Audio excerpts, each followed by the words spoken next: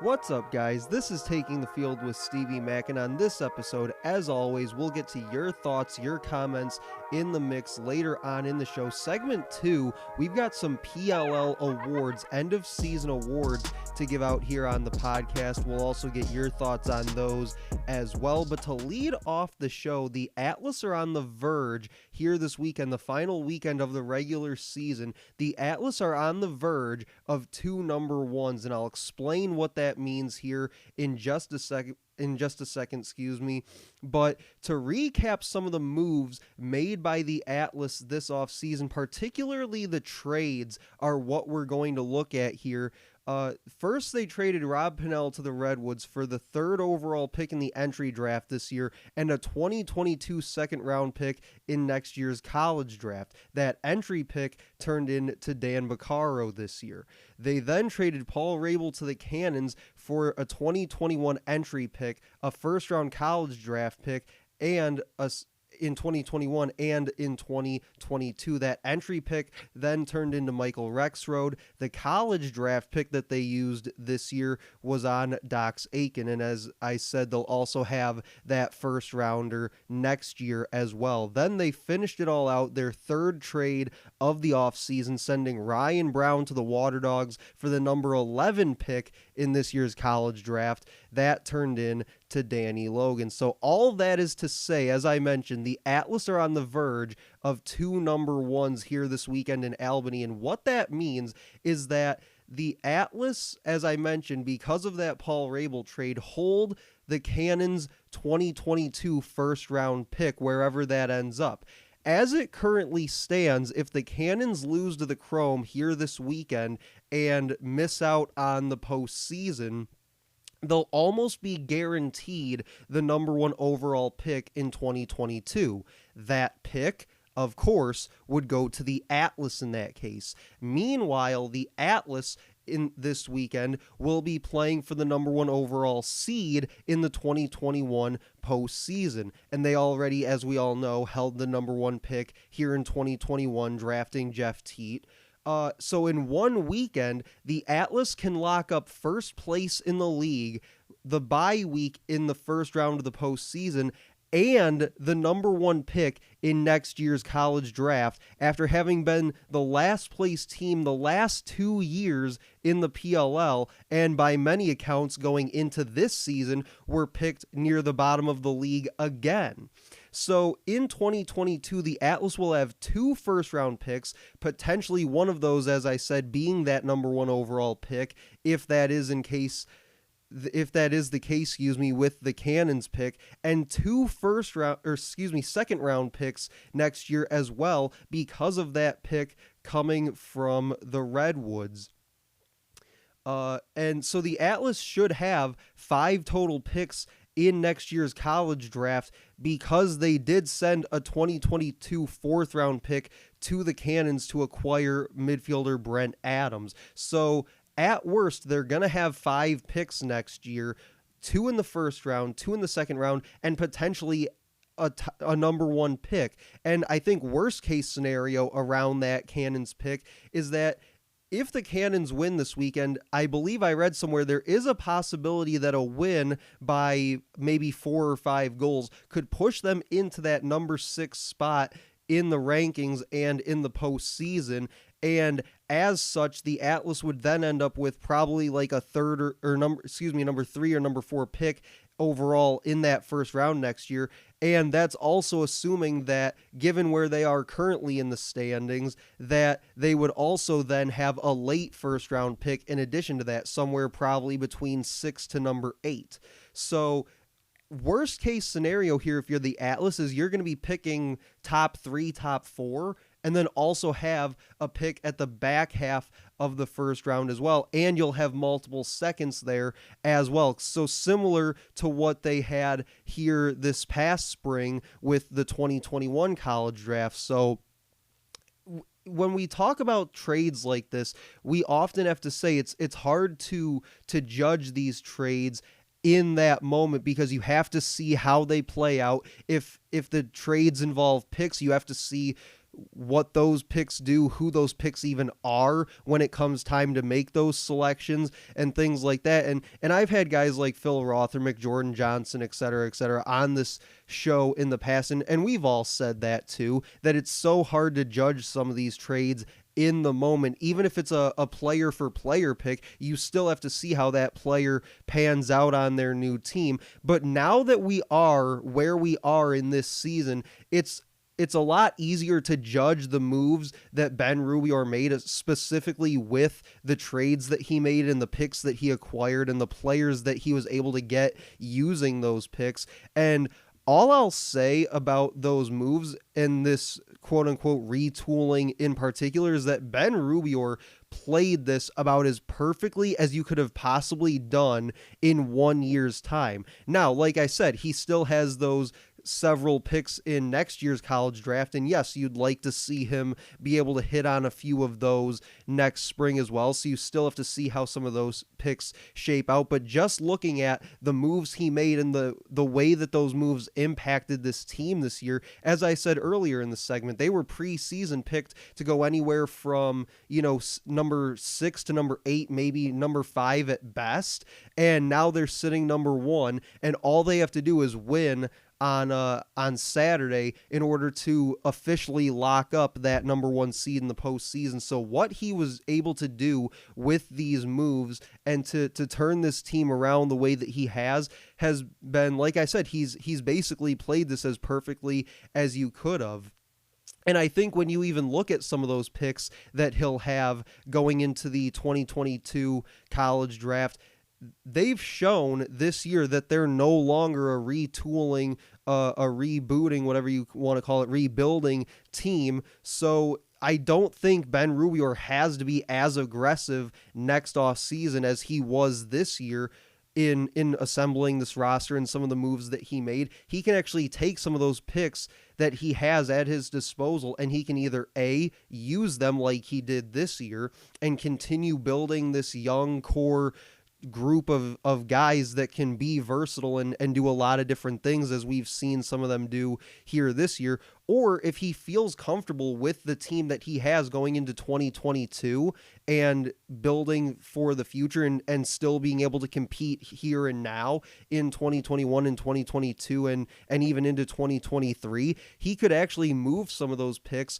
maybe acquire a couple really solid pieces here and there to really fill out this roster and be able to make a play for the 2022 and 2023 championship if that's the way he wants to go about it. But I don't think either way he does it, I don't think either way in this case would be wrong, because of how good they've been here over the last 4, 5, 6 games of the 2021 season, and the hope that this group will be intact heading into 2022 as well. So I don't think if he wants to, he doesn't have to use all those picks that he'll have at his disposal. So it'll be really interesting to see what he does with those going in to next spring. But like I said, either way, I don't think he can necessarily be wrong.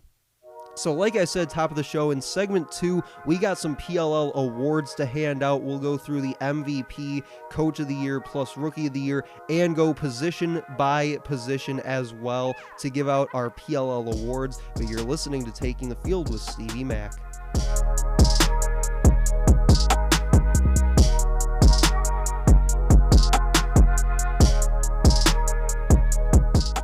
All right, welcome back. Segment 2 on Taking the Field with Stevie Mack. Segment 1, we talked about the Atlas going for multiple number 1s here this weekend in Albany, that number 1 overall seed in the PLL postseason, but also have a shot at the number 1 overall pick in next spring's college draft via the Cannons. But in segment 2, we're going to get into the PLL awards, and I'll go through, give you my thoughts on those, give you the guys that I think should be some finalists for those later on. I'll get some of your thoughts in the mix as well on the PLL awards. But to just kind of go through one by one through this list of awards, starting with the MVP, I've got Grant Ament there with an honorable mention of Jeff Teat for the league MVP. But when you look at a guy like Grant Ament, he leads the league in points and assists this year, and he actually has the fewest number of turnovers of the top 5 at attack in terms of overall points, which really just shows you how efficient he is in orchestrating that Archers offense. Really high point production, very little turnovers to go along with that. At attack, I've got Jeff Teat with an honorable mention of Grant Ament, Lyle Thompson, and Rob Pennell. So really for me here, I think that if you go with Ament as MVP, that leaves the door open for a guy like Jeff Teat to assume Attackman of the Year honors in the PLL. And he's played very well and actually has done so in less games than most of the rest of the league. If you remember, he was on the travel restriction list at the start of the year, so he missed the first, I believe it was 2 games for the Atlas, and yet he's still tied for the league lead in points while also shooting 43% on the year. At midfield, I've got Zach Currier with honorable mention of Brian Costabile. I mean, as much as I like Brian Costabile and as well as I think he's played this year, was also a all-star this year, and he leads all midfielders in points this year. Courier's just one of those guys that he's a do-it-all kind of guy. He can cause turnovers, get ground balls, he can pass, he can score, he can literally do it all. He can play defense. So it's really hard to vote against a guy who can do just about everything and more on a lacrosse field, even for as good as somebody like Costabile has been here in 2021. LSM, I've got Joel White. I think this would be a really nice way for him to end his career, as he announced his retirement at the end of this year earlier this week. Him and John Galloway will both retire at the end of this season, but he's also the top LSM in the league statistically with 13 caused turnovers and 35 ground balls, also tallying 4 points on the year. So obviously one of the bigger front runners at a position, I would say, outside of maybe attack with either Eamon or Jeff Teat at that position, but probably one of the bigger front runners at any position in terms of Joel White at LSM. At defenseman, I've got Liam Burns with an honorable mention of Graham Hossack or Cade Van Raphorst. I'd also throw in Michael Rexroad to that mix as well. But I think that Burns has really led the charge for the Water Dogs defense that's taken a complete 180 over the last handful of games defensively. But overall, he has 17 caused turnovers and 17 ground balls, so very consistent, very balanced player defensively. And if I'm not mistaken, he's also shown up in the weekly segment that the PLL does, the 10-man ride. That's what it's called. Sorry, I was having a brain fart there. The 10-man ride, the segment that they do every week that they send out. He's been a regular, I think, on that as far as the different things that they've done there. So obviously one of the more notable or highlighted defensemen in the league. But again, like I said, some honorable mentions to Graham Hossack, Cade Van Raphorst, and even I'd go as far as Michael Rexroad there. For goalie, I've got Adam Gittleman with an honorable mention of Blaze Reardon. Reardon, the 2-time goalie of the year in the PLL, but I want to go with Gittleman here. I obviously wouldn't be surprised if it ends up being Blaze Reardon, but I'm going to go with Adam Gittleman for me personally. I've been very high on him this year, and while he hasn't played every minute of every game like many of the other goalies that you could throw in to this goalie of the year category, such as Blaze Reardon, the minutes that he has gotten, the minutes he has played, have been extremely impactful. He's made 61% of his saves, 10.1 scores against average. That's one of the best in the league. He's also got 21 ground balls and 3 points. Yes, he has 3 points on the year. He had a 2-point goal and an assist in one game. I believe it was back during the Baltimore weekend. So I don't really blame him for Chris Bates sitting him at times throughout the year to give a guy like Drew Adams some reps in the cage, because like I said before, the minutes he has played, the times that he has been in, have been very impactful for this Archers squad. At faceoff, I think this one's pretty obvious at this point. TD Erlin, he's led the way at the stripe all season long, and I assume he'll finish there to end the season as well. So this, like I said, was kind of a no-brainer for the rookie and TD Erlin as faceoff specialist of the year. Short stick D mid, I've got Zach Goodrich with honorable mention of Danny Logan. I think you could also throw Ryan Terefenko in that mix as well. For the rookie of the year, I think with all the love that guys like TD Erlin and Jeff Teat will get throughout these award presentations, with all the love that those two are going to get, I'd actually like to go in another direction here and throw out names like Jake Carraway, Ryan Terefenko, who I mentioned for a possibility as short stick D-mid of the year, but Carraway, Terefenko, and Jackson Morrill, another one. In no particular order here, but those three I think could also really make a case for Rookie of the Year as well if the league decides that they don't want to just load up on awards for guys like TD Erlin and Jeff Teat. And then Coach of the Year, I think for me, this one is pretty obvious at this point, although I do think you could make a case for a few other guys, but for me, it's got to be Ben Rubio. I mean, the way he put this team together so aggressively in the offseason and made it better basically instantly outside of that week 1 game against the Archers.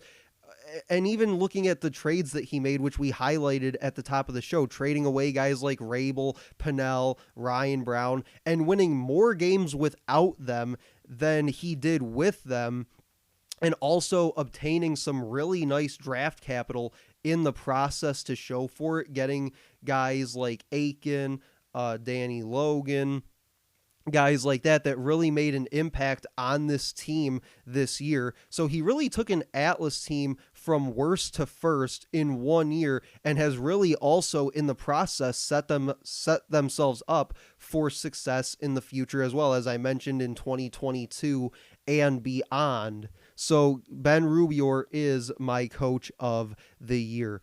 But in just a second, we'll get to the final segment here on a Thursday, heading into the final week of the PLL regular season in Albany. We'll get your thoughts on these PLL awards in the mix, as well as your thoughts heading into that final week in Albany. You're listening to Taking the Field with Stevie Mack.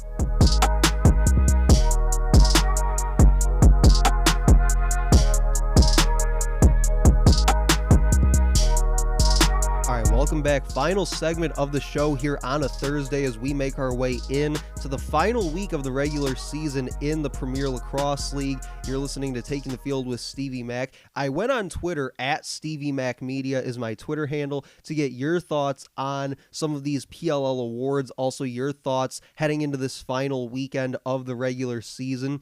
And I got a couple of things from some of you as far as these awards go. So I took those ideas that you guys had, some of the names that you threw out there, and I put them into one combined condensed list based on some consistent names that I was seeing between the two. So from Jackson Paul Gavin and Michael Grine on Twitter, these were their lists that I kind of meshed together. At MVP, they had Grant Ament, Jeff Teat, and Zach Currier. At Attack, Teat, Ament, and Rob Pennell. So between the MVP and Attack, I really don't have any complaints there. I definitely agree with those. I like the addition of Rob Pennell as far as that conversation for Attackman of the Year. I definitely think that he'll be a part of that conversation and be one of the finalists for Attackman of the Year. But obviously, like I said, Grant Ament, Jeff Teat for MVP, no arguments there. Zach Currier, I definitely think you could make a case for him there, as I mentioned, kind of that do-it-all midfielder. So yeah, I definitely think that there is a case to be made for Zach Currier as a possible MVP candidate. But in the midfield, they had Currier, Brian Costabile, and Tom Schreiber. Tom Schreiber making an appearance on the midfield list. I didn't have him as one of my few choices on my list in segment 2. But yeah, again, another solid couple choices here between Currier, who was my pick. Costabile was also my honorable mention. And then I don't think you can ever go wrong with having a guy like Tom Schreiber on your Midfielder of the Year award list. At LSM, they both pretty unanimously actually had Joel White there. So again, no argument there. That's the guy that I had. Defensemen, they have Graham Hossack and Liam Burns. Again, no arguments there. Those are two of the guys that I had as well. Two of the leaders of their defenses, two of the playmakers as well. Hossack, more of an anchor of that defense. And obviously, like I said, I highlighted in segment 2 the complete 180 turnaround that this Water Dogs defense has done the past several games, and that in large part due to the play of guys like Liam Burns on defense, but also Dylan Ward in the cage, and I've given him his credit as well. For face-off, they had TD Erlin. Obviously, like I said in segment 2, that one's pretty cut and dry at this point in the year. Goalie, they have Blaze Reardon. Reardon was my honorable mention behind Adam Gittleman, but again, like I said, would not be surprised if Blaze Reardon, three-peated at goalie of the year. Short stick D mid, they have Goodrich or Tarafanko. Again, I don't think you can go wrong with either of those. I'd also throw in Danny Logan to that mix as well, but again, don't think either one of those two would be a bad choice. Rookie of the year, they have Jeff Teat or TD Erlin. Again, like I said in segment 2, these guys are going to be in the running for several categories, whether it be face-off and rookie for a guy like TD Erlin, if it's MVP, attack, or rookie for a guy like Jeff Teat. These guys are going to take home some PLL awards here at the end of the year, and that's why I said in segment 2 I'd also throw in guys like Jackson Morrill, Tarafanko, even Jake Carraway possibly as another one for Rookie of the Year, just to throw out a few more options than probably two of the more obvious ones in Teat and TD Erlin. And then Coach of the Year, they had Rubior or Andy Copeland, and again, I don't think you can go wrong with either. I'm kind of partial towards Rubior, but again, I think that with what he's done with this Atlas team in just 1 year's time, having them go from worst to first the way that they've done it, and really the last 4, 5, 6 games looking like a true number one team these last several weeks, is why I have him as Coach of the Year. But again, don't think you can go wrong with a guy like Andy Copeland, and you can definitely make a case with the way that they've really turned their season around, a complete 180. You could definitely make a case for him as well. But to round out the show here on a Thursday as we make our way in to Albany for the final weekend of the regular season in the PLL, Michael Grind's comment for the weekend in general, he says, it's impossible to predict any game with confidence. You could easily go 0-6 on predictions. Rambo returns, but tough matchups for the Whips against the Woods and Archers. Potential return of Sowers as the Water Dogs battle the Atlas for the top seed, and Chrome vs. Cannons will be exciting. So yeah, this is kind of everything that you would want to be watching for here this weekend in Albany. Is that, and I've said this from basically the very first weekend, is it's so hard to predict these games going into the weekend, because from a game to game, week by week basis, you just don't know what's going to happen in this league this year. And I don't think that this weekend will be any exception to that. And like he said, you could easily, I feel like this would be pretty hard to do, but he says you could easily go 0-6. Again, I think that'd be a little bit hard to do. But again, like I said, from a game-to-game basis, you never know what's going to happen. So obviously, that's always kind of a possibility. But he says Rambo returns, but tough matchups for the Whipsnakes going against the Woods and the Archers. Yeah, I do think getting him back is very important, to say the least, for the Whipsnakes, given the struggles that their offense has had. But they also made that trade for Justin Gutterding, so it'll be interesting to see the role that he plays within that offense, especially if Matt Rambo comes back this weekend. He has officially been activated to the active roster, so I think it's whether or not he actually plays this weekend that's the question, but he at least will be there in Albany this weekend. But yeah, they do have two extremely tough games against two really good defenses, in particular in the Woods and the Archers, coming this weekend, and in my opinion, I think that they need to win at least one of those games.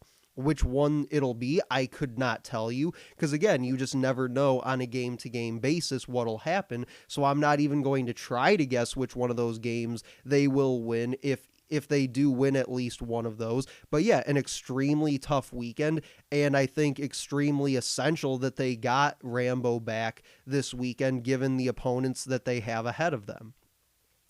He says the potential return of Sowers. Yes, Sowers is listed as questionable for this weekend, although I believe a few weeks ago he was actually taken off the injury report a few weeks ago.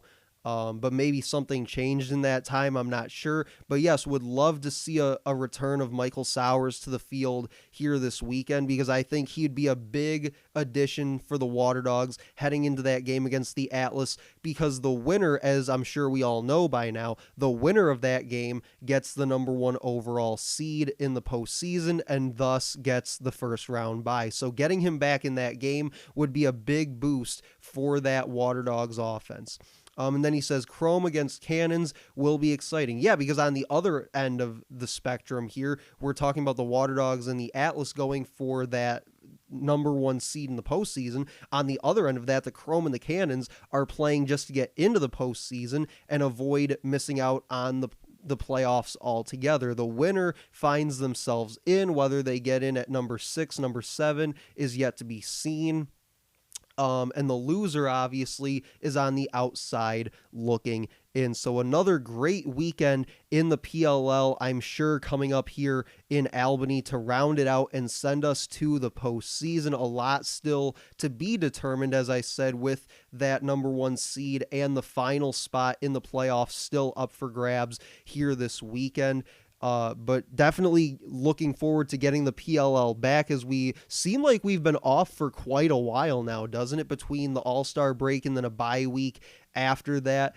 And even just a few weeks ago, there was another bye week on top of that. So it seems like we've been really off with this PLL schedule as of late. So it'll be really fun to see that back in action this weekend as we make our way towards the postseason. But that'll do it for this episode of Taking the Field with Stevie Mack. Make sure to like, comment, and share as always on this post. Let me know what you guys think about the PLL awards this year and who some of your favorites are to take home the certain awards that are up for grabs. Also, let me know what you think heading into this weekend in PLL action as far as some of the games that we've got going on, whether it's the Water Dogs and Atlas, Cannons, Chrome, even some of those games, as I mentioned, the Whip Snakes will be going up against the Woods and the Archers this weekend. But that'll do it for me. I'll talk to you guys later.